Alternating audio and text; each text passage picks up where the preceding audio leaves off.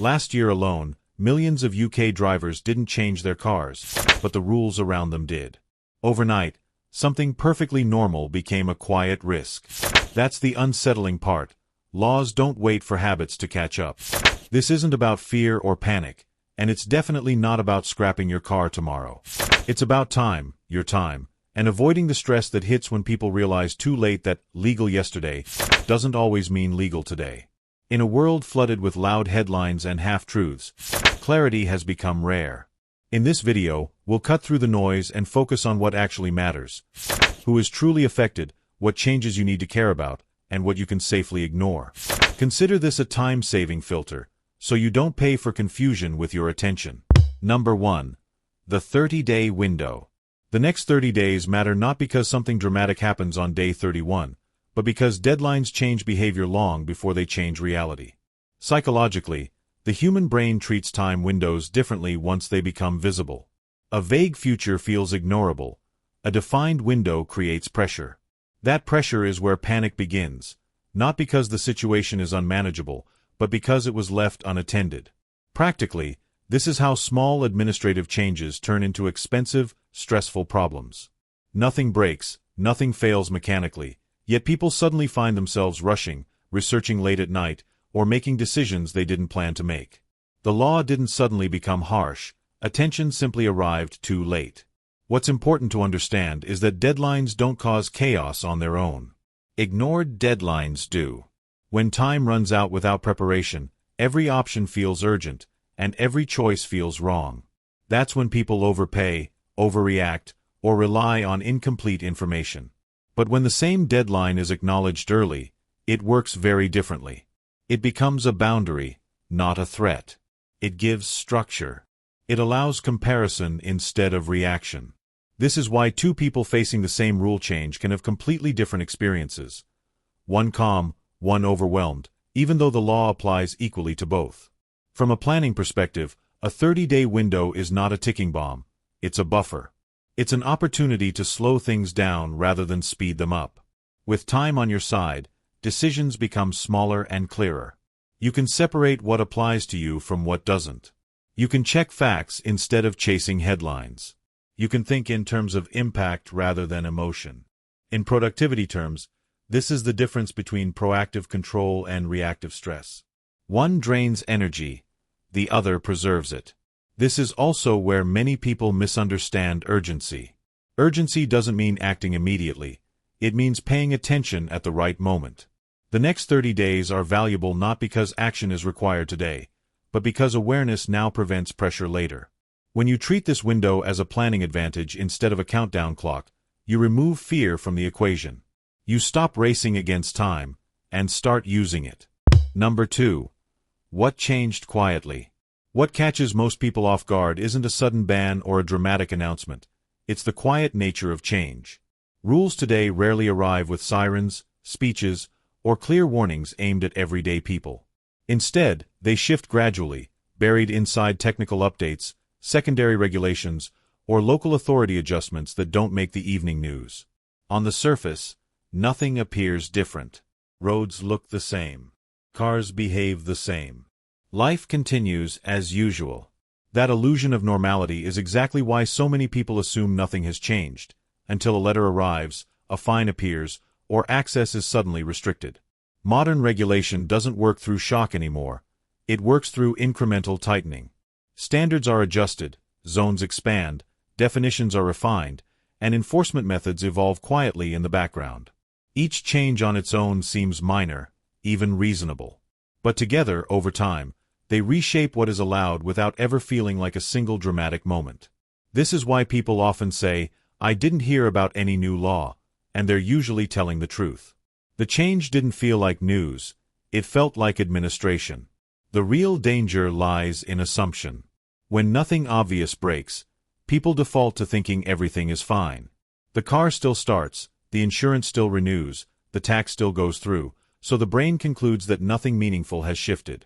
But legality and compliance don't always announce themselves in visible ways. They often change behind the scenes, while habits remain unchanged. That gap between reality and routine is where problems quietly grow. This is also why relying on headlines alone has become risky. Headlines focus on extremes, total bans, dramatic crackdowns, or worst-case scenarios, while the actual impact usually comes from smaller, less dramatic adjustments. The absence of an alarm doesn't mean the absence of change. In fact, the quieter the shift, the more likely it is to be overlooked. Understanding this pattern is crucial. It's not about expecting constant disruption. It's about recognizing that normal-looking days can still sit on top of new rules. Assuming nothing has changed simply because nothing feels different is how people get caught off guard. Awareness, not fear, is what closes that gap. Number 3. Legal versus usable. One of the most misunderstood parts of modern regulation is the growing gap between what you are allowed to own and what you are actually allowed to use.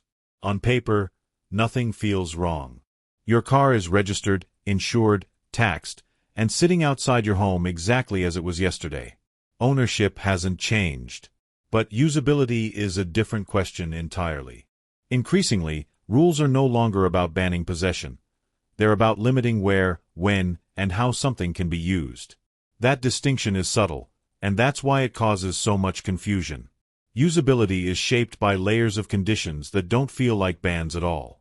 Certain areas may be restricted at specific times. Entry may depend on emissions categories, local authority rules, or updated classifications that didn't exist when the car was purchased. Secondary rules, the kind buried in guidance rather than shouted in headlines, often determine whether something practical becomes inconvenient, expensive, or quietly discouraged.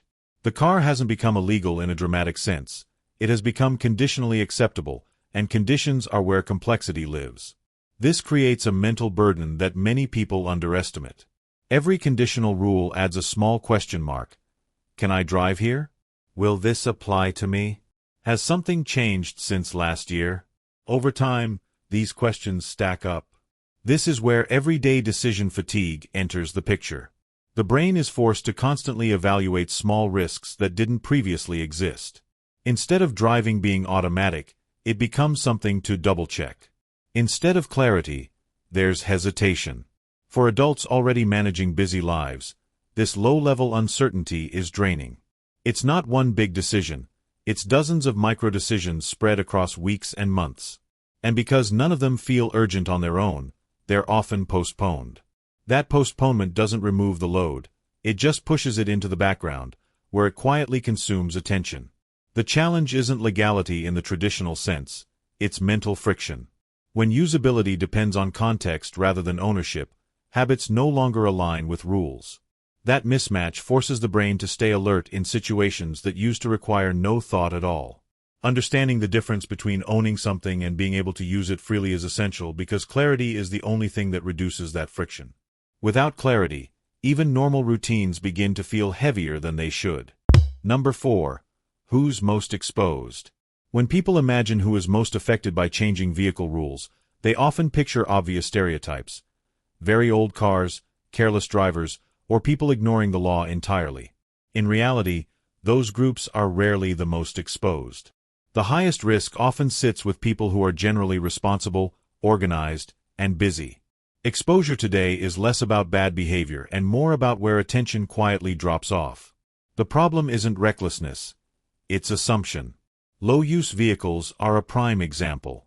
Second cars, backup cars, or vehicles kept just in case often fall outside daily awareness. Because they aren't driven regularly, they don't trigger routine checks or constant reminders. They sit in the background of life, assumed to be fine because nothing has gone wrong. Yet these are often the vehicles most likely to be affected by incremental rule changes. Not because they're worse, but because they're easy to forget.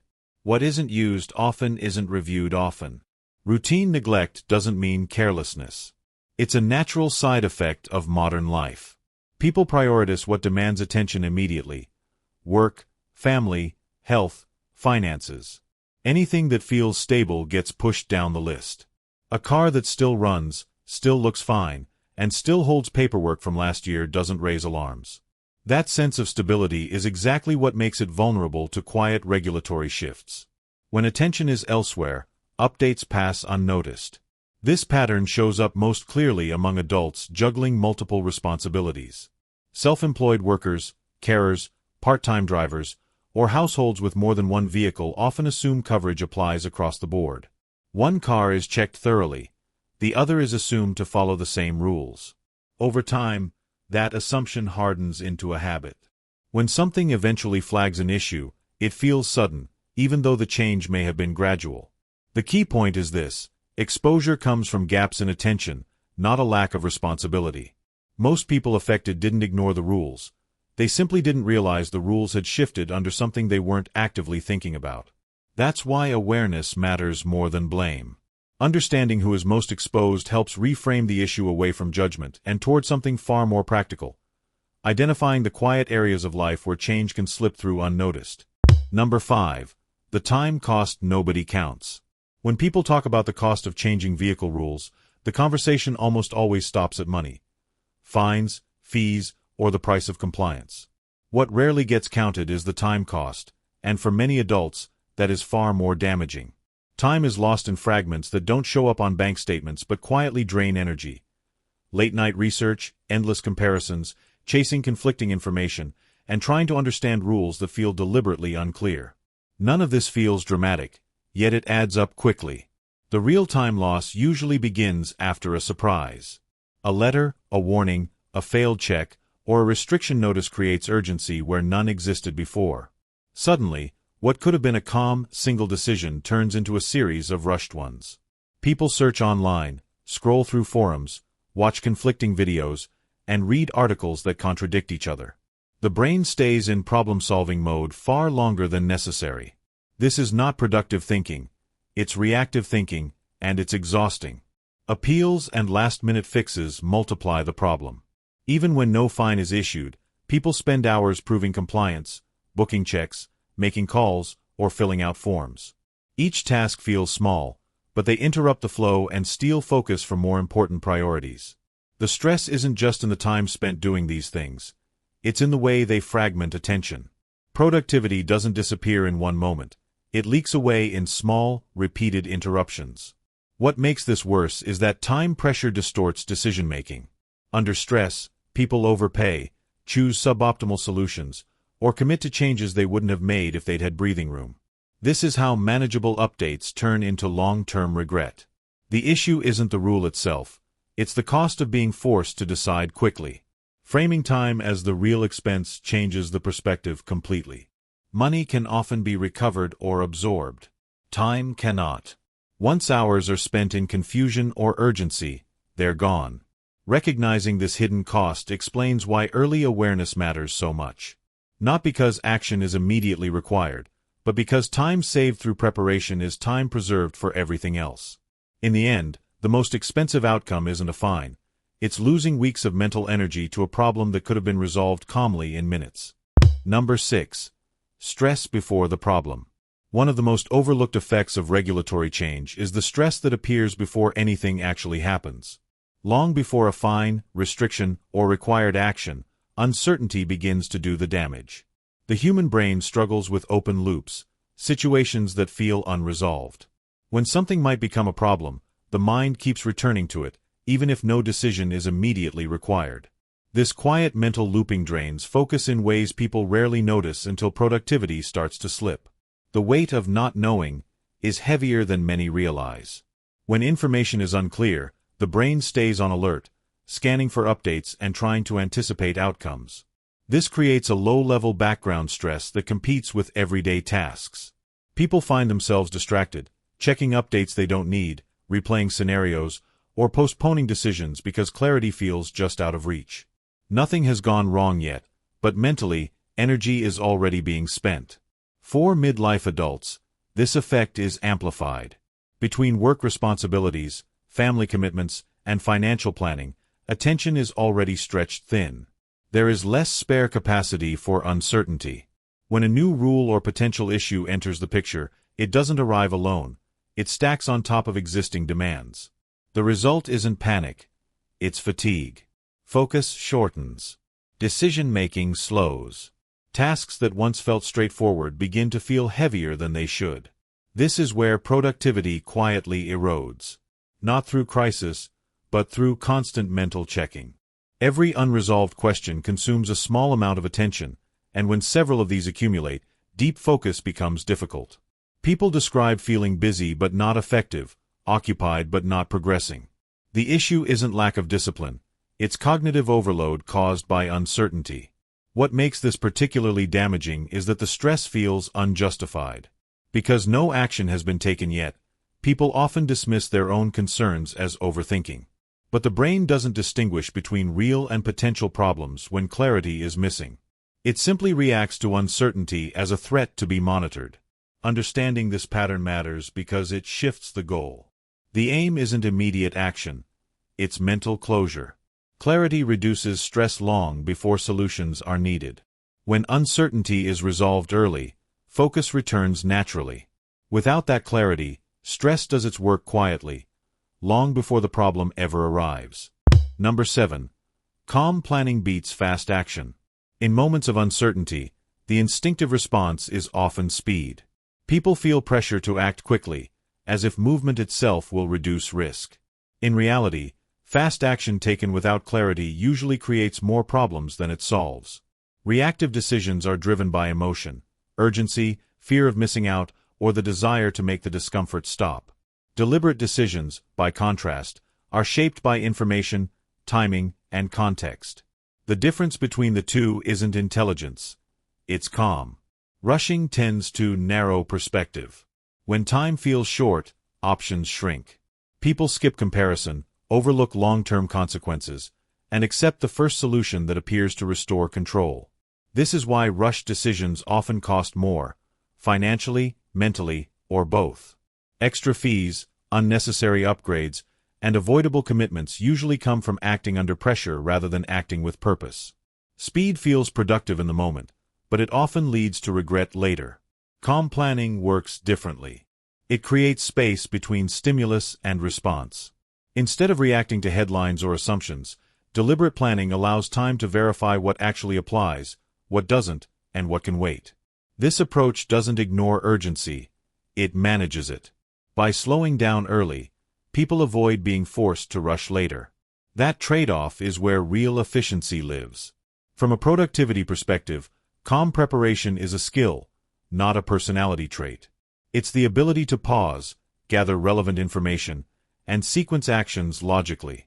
This skill becomes increasingly valuable in midlife, when energy and attention are finite resources. Fast action consumes both. Calm planning protects them.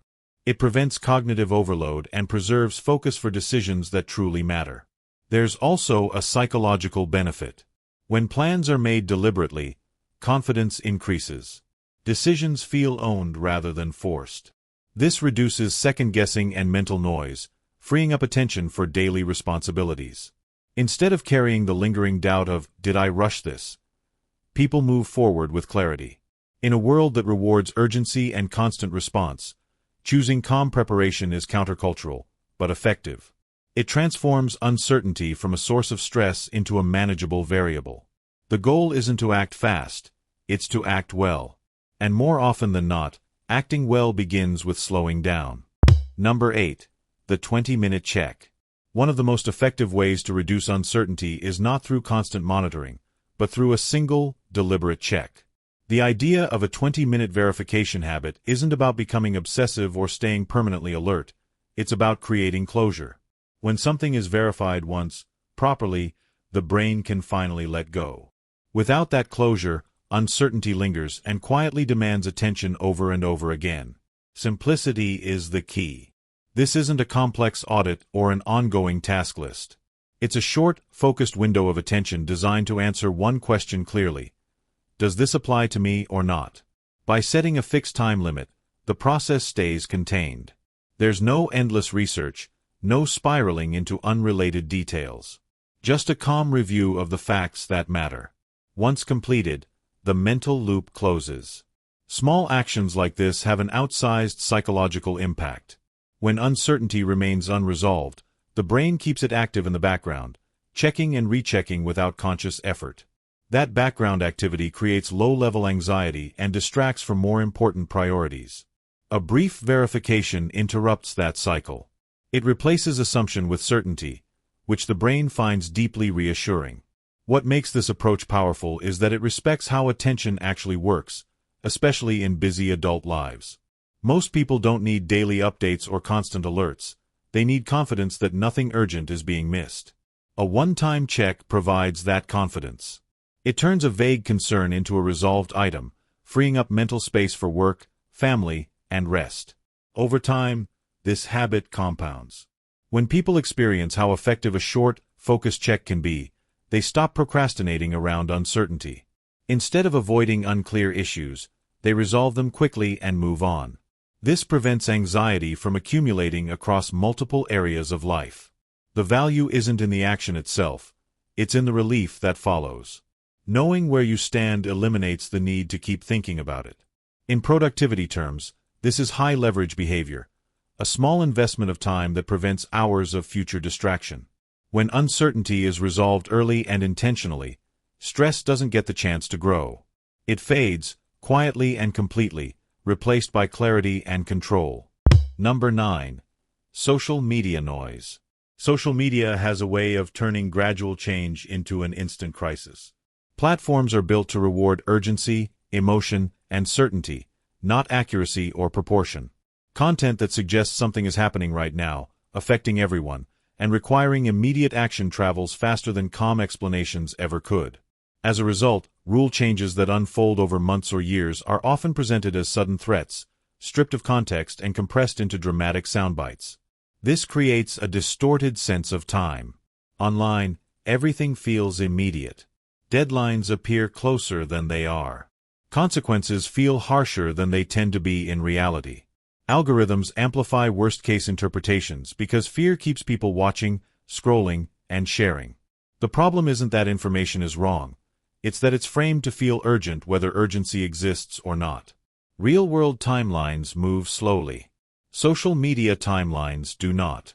For many adults, this mismatch creates unnecessary stress.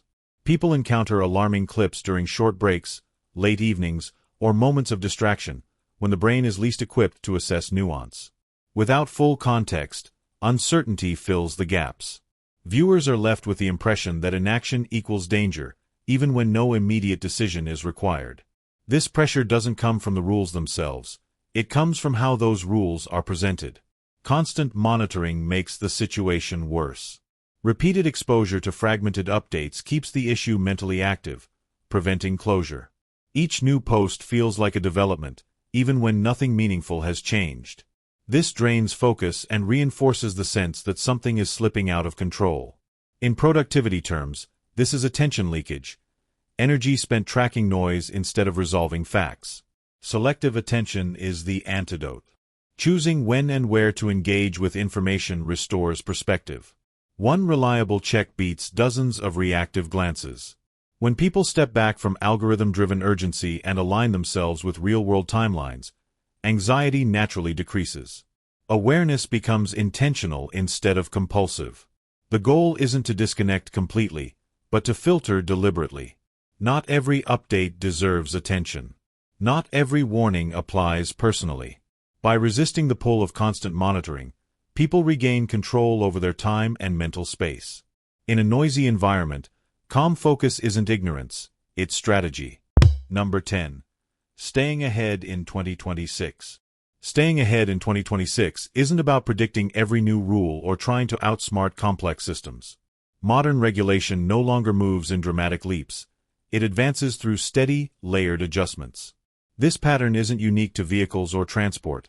It appears across housing, finance, healthcare, and technology. Small changes accumulate quietly until they reshape daily life. The people who cope best aren't those who forecast perfectly, but those who recognize the pattern early and adjust their habits accordingly. Adaptability has become more valuable than certainty. In the past, long periods of stability allowed routines to remain unchanged for years. Today, routines age faster than the systems around them. That doesn't mean instability is constant. It means flexibility matters more than it used to. Being adaptable doesn't require constant vigilance or stress. It requires understanding how change tends to arrive, gradually, indirectly, and often without fanfare. Once that pattern is recognized, it becomes easier to respond without overreacting. Awareness plays a central role here. Awareness isn't about tracking every update or staying permanently alert. It's about knowing when to check, what to verify, and when to disengage. This selective approach restores a sense of control. Instead of feeling pushed by events, people begin to move alongside them. That shift alone reduces anxiety and preserves focus. Midlife adults often underestimate how much control they still have in changing systems. While rules may evolve, the ability to plan calmly remains. When awareness replaces assumption, surprises lose their power. When adaptability replaces rigidity, disruption becomes manageable. This is not passive acceptance, it's strategic engagement. Looking ahead, the most resilient approach is neither resistance nor blind compliance. It's an informed adjustment. Recognizing that change is ongoing allows people to design routines that can flex without breaking. That mindset transforms uncertainty from a threat into a manageable variable. Ultimately, staying ahead isn't about being early to act, it's about being prepared to respond. Awareness restores perspective, adaptability restores confidence, and together they restore control. In a landscape that continues to shift quietly, that sense of control is what keeps life steady, focused, and productive. If this video helped clear even a little noise from your mind, pause for a moment and ask yourself, what's one rule or change you wish you'd known about earlier? Share that in the comments. Your experience may save someone else hours of stress. If you want more calm, clear breakdowns like this, take a moment to watch our previous video where we connect the bigger picture. We put serious time and research into making sense of complex changes, and if that matters to you, support the channel by subscribing. It's just one click, and it helps us keep this work going.